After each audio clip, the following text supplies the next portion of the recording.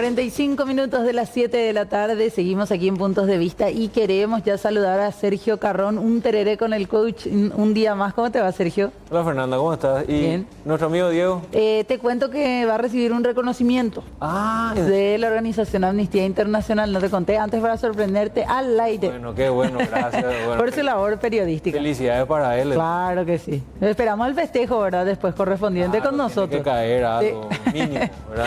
Sí, señor. Bueno, ¿hoy de qué hablamos, Sergio? Hoy vamos a hablar de un tema que, si bien podríamos relacionarlo con el coaching, sobre todo tiene relación con la psicología. Okay. Me permito trabajar este tema como, ya que soy psicólogo clínico, que tiene que ver con la personalidad. Okay. Entonces quiero que vean un poco todo lo que hay en esta mesa, porque con todo esto vamos a estar trabajando. Sí. ¿Ok? Me da miedo. Cuando hablamos de personalidad, ¿qué se te viene a la cabeza? Todo lo que rodea o incluye la forma de ser de una persona. Okay. Incluyendo su actitud, su temperamento.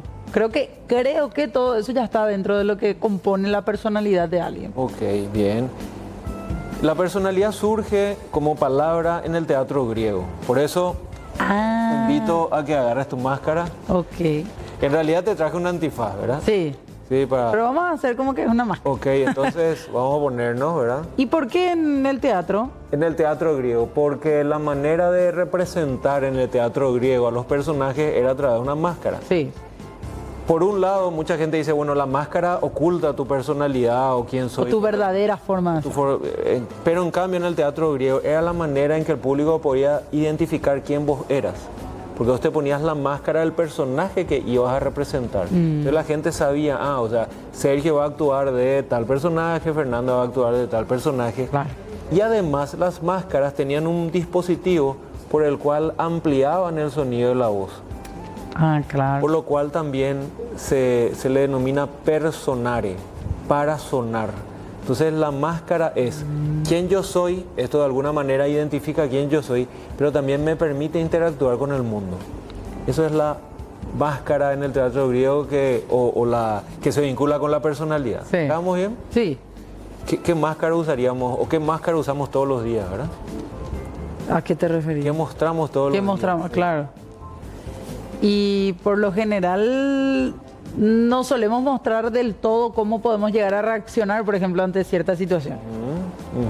Qué interesante eso que decís. O sea que hay personas que pueden decidir cómo reaccionar frente a lo que les pasa. Claro, o qué muestran, ¿verdad? Al resto, qué sé yo. Yo estoy triste, pero decido mostrar en realidad cierta tranquilidad, cierta pasividad, cuando en realidad por dentro estoy destrozada por algo que me pasó, por ejemplo. Exacto. Y bueno, todo eso tiene que ver con la personalidad. Muchas veces nuestra personalidad tiene que ver un poco con ocultar quiénes somos, por caerle bien a la gente. Y ahí sí funcionaría como ponernos una máscara. Pero en general, la personalidad tiene que ver con eso. Ahora, en general, se suele decir que la personalidad está compuesta por dos cosas. Ahí te hago un examen oral ya. Miedo. ¿Por qué cosas? Era el temperamento, creo. Bien. Y el otro me mata. Las actitudes. Bueno, ahí 50% de la nota. Bien. Ok, temperamento. Entonces, por eso traje un termómetro. Esto no estaba ensayado, señora. Por eso traje un termómetro. ¿Qué tiene que ver temperamento con el termómetro? ¿Qué te parece? Mide la temperatura. Exacto. Del momento. ¿Qué tiene que ver con el temperamento? No sé. Bien, resulta que también en Grecia unos médicos y filósofos dijeron, bueno, que hay ciertas temperaturas del cuerpo que hacen o influyen en el funcionamiento de esa persona. Y de ahí surge, hay varios elementos que según estos médicos se podrían de alguna manera medir por la temperatura. Pero vamos a utilizar solamente la sangre para que se entienda más. Sí. Entonces, imagínate que la sangre está a una temperatura muy alta, casi en ebullición. Sí. ¿Cómo sería esa sangre dentro del cuerpo? Caliente. Caliente. ¿Y cómo funcionaría esa persona con una sangre caliente recorriendo todo su cuerpo? Desesperada, acelerada. Exacto. Y ahí viene el temperamento colérico. La persona que está hirviendo todo el tiempo, ¿ok? Su sangre está en ebullición, a una temperatura muy alta. Le está quemando todo y quema todo a su alrededor. Quiere decir el que se enoja por todo, por ahí. Exacto. El que te reta por todo. Pero el que vive en constante aceleración, porque recordad, es como un motor que está en unas revoluciones muy altas, Sí. está en ebullición. Después, imagínate una sangre que esté como un líquido, como el agua de mi termo para tomar tereré.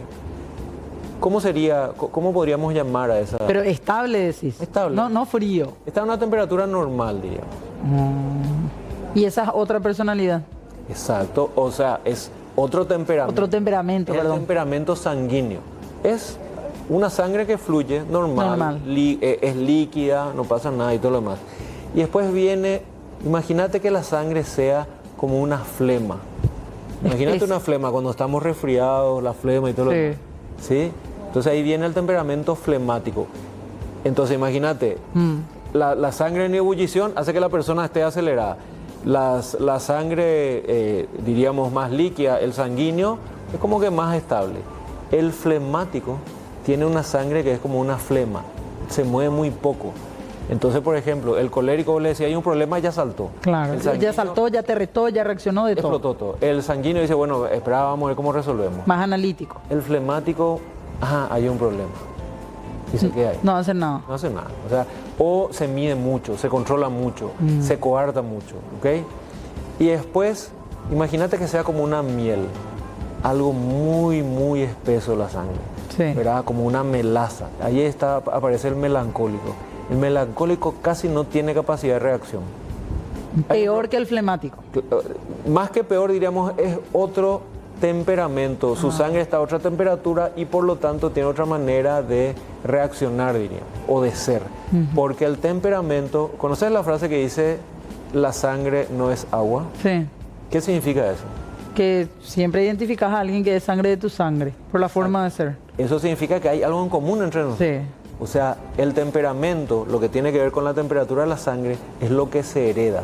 Es lo que yo traigo de mis ancestros, de mis padres. Es común a la familia. Así se aprendió lo del temperamento desde un inicio.